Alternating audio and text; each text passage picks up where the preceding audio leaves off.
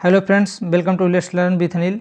Daily current affair की series को आगे बढ़ाते हैं और आज के इस सेशन में हम 5 जनवरी 2024 के सभी करंट अफेयर को हम डिटेल में समझते हैं। वीडियो बहुत ही इंपॉर्टेंट है सभी के लिए। सभी करंट अफेयर एग्ज़ाम की दृष्टि से काफ़ी ज़्यादा इंपॉर्टेंट है, इसलिए वीडियो को लास्ट तक देखिएगा। अगर आप चैनल पर नए हैं तो चैनल को सब्सक्राइब कर लीजिए, बेल आइकन को हिट कर लीजिए जिससे आपको नोटिफिकेशन मिलता रहे।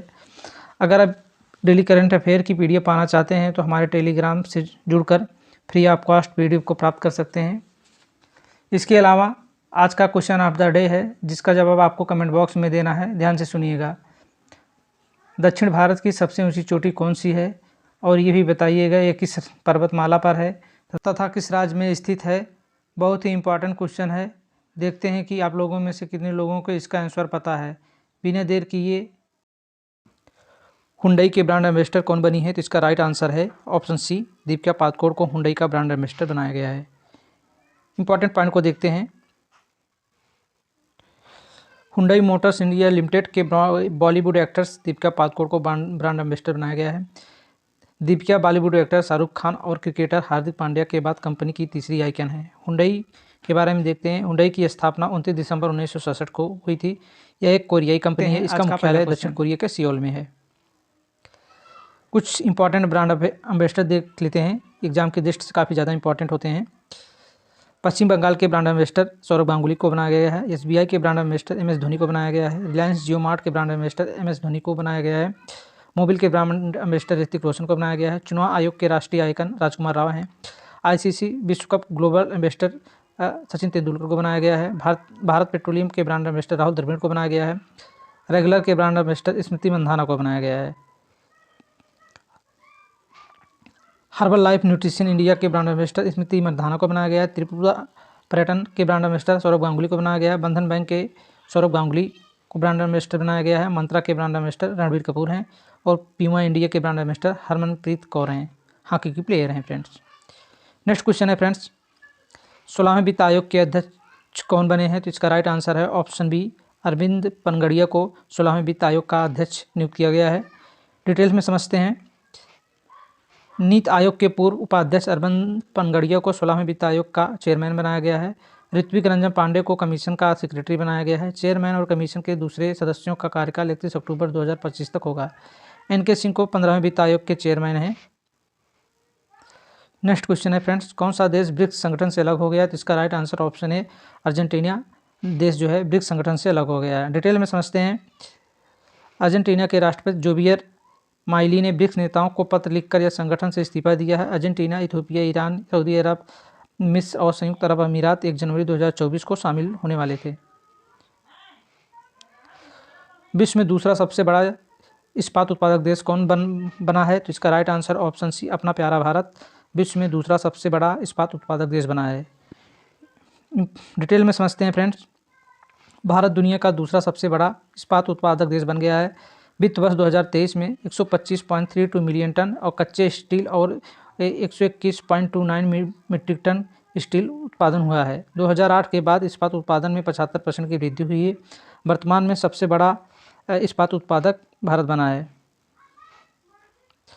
नेक्स्ट क्वेश्चन है, 100 अरब डॉलर की संपत्ति वाली पहली महिला कौन बनी है? तो इसका राइट आंसर है ऑप्शन डी, फ्रांसुआ बेटनकार्ट मायाज 100 अरब डॉलर की सबसे बड़ी। डिटेल में समझते हैं फ्रेंड्स। फ्रांस की फ्रांसुआ बेटनकार्ट मायाज विश्व की महिला बन गई हैं जिसके पास 100 अरब डॉलर की संपत्ति है। ब्लूमबर्ग के अनुसार मायाज की कुल संपत्ति 100.1 अरब डॉलर पहुंच गई है। मायाज टिथाइस कंपनी की चेयरपर्सन है। नेक्स्ट कुछ 2023 के प्रमुख सूचकांक को देखते हैं friends. QS sustainable ranking Delhi विश्वविद्यालय 220वें स्थान पे है। जलवायु परिवर्तन प्रदर्शन सूचकांक में जो है भारत 7वें स्थान पे है। हेनले पासपोर्ट इंडेक्स में भारत का स्थान 80 है। विश्व प्रेस स्वतंत्रता सूचकांक में भारत का स्थान 161 है।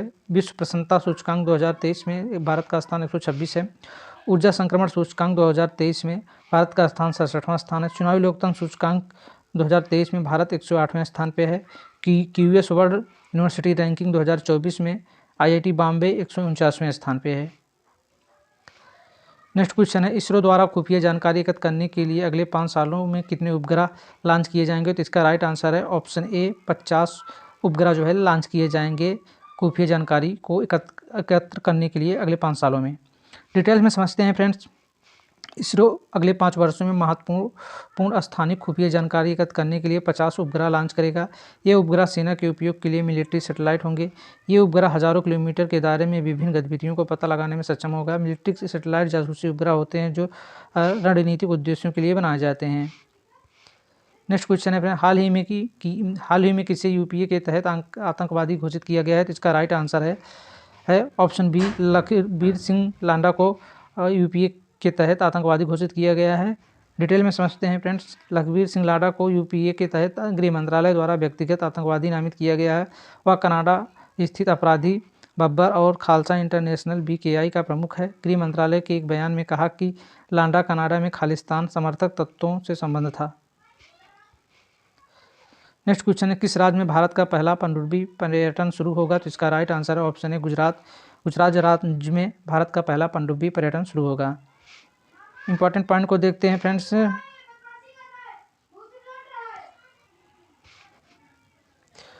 गुजरात सरकार द्वारा द्वारका में भारत का पहला पनडुब्बी आधारित अंडर वाटर पर्यटन शुरू किया जाएगा। इससे पर्यटकों को द्वारका में समुद्री जीवन का पता लगाने में मदद मिलेगी। पर्यटकों को पनडुब्बी में समुद्र से 100 मीटर नीचे ले जाया जाएगा। प्रत्येक पनडुब्बी 24 पर्यटकों को ले जाएगी। नेशनल ट्रांजिट सिस्टम किसने लॉन्च किया है? तो इसका राइट आंसर है ऑप्शन सी, भूपेंद्र यादव के द्वारा नेशनल ट्रांजिट सिस्टम पास को लॉन्च किया गया है। इंपॉर्टेंट पॉइंट को देखते हैं फ्रेंड्स।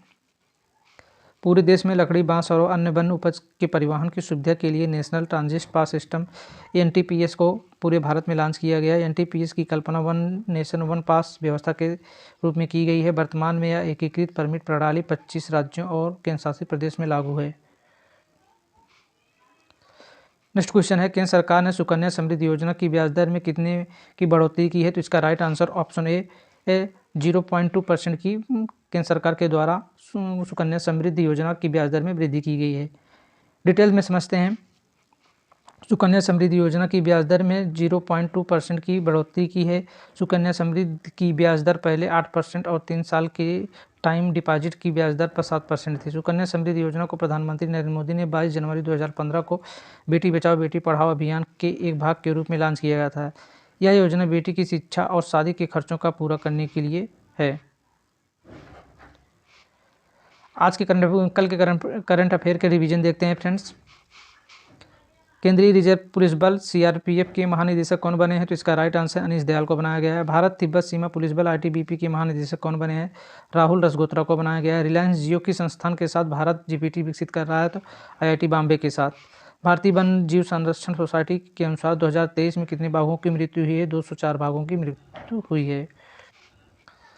भारत सरकार असम सरकार किस संगठन के बीच शांति समझौता हुआ है? तो इसका आंसर है United liberation of front of Assam के द्वारा समझौता हुआ है। 12वें दिव्य कला मेला 2023 का आयोजन कहाँ शुरू हुआ? तो इसका आंसर है सूरत में शुरू हुआ। डोंग जून किस देश के रक्षा मंत्री बने हैं? तो चीन।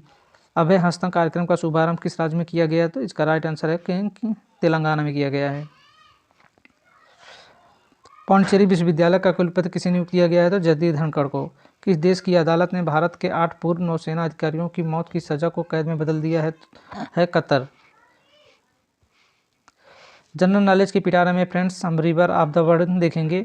महत्वपूर्ण रिवर को देखेंगे, किस देश में स्थित है, उस देश में कौन सी झील है। नील नदी अफ्रीका में स्थित है। या विक्टोरिया झील यहीं पे स्थित है। अमेजन नदी ब्राज़ील में है। एंडीज पर्वत पेरू यहीं पे है। वोल्गा नदी रूस में है, यहाँ पर वोल्गाई पर्वत स्थित है। राइन नदी जर्मनी में है, यहाँ अल्पास पर्वत स्थित है।